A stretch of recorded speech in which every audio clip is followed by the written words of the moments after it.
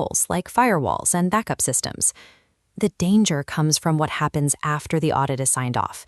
It creates a false sense of security, relying on the assumption that a passing grade today guarantees a secure network for the next 365 days. Using a rigid calendar year to measure your cyber risk ignores how quickly both your business and the threats targeting it actually move. Ransomware operators and phishing campaigns aren't waiting for your fiscal year to end. Meanwhile, your operations are constantly changing. In a span of 6 months, you might adopt new SaaS tools, migrate key infrastructure to the cloud, or shift to a remote workforce. Every new platform and remote connection expands your attack surface. The tightly secured perimeter you verified in January fractures the moment a new, unpatched system comes online in June. Your last security report reflects a version of your network that no longer exists. Waiting a full year to check for security gaps gives attackers months to exploit a vulnerability before you even know to look for it.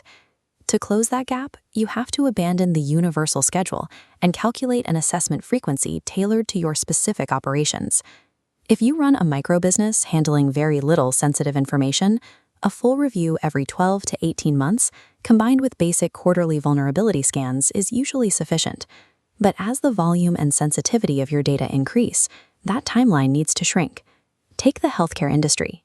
Because patient records are a high-value target, HIPAA alignment starts with an annual enterprise-wide review, but adds quarterly technical testing for critical assets.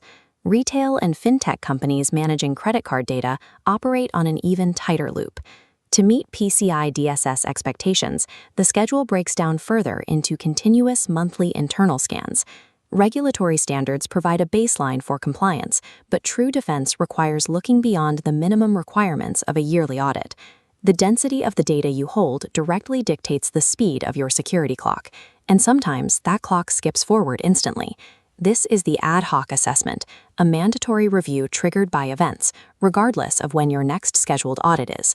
The most common trigger is a sudden organizational shock, like acquiring a competitor, merging systems, or executing a rapid shift in headcount. When you plug an acquired company's infrastructure into your own, you are immediately absorbing their hidden vulnerabilities and weak access controls.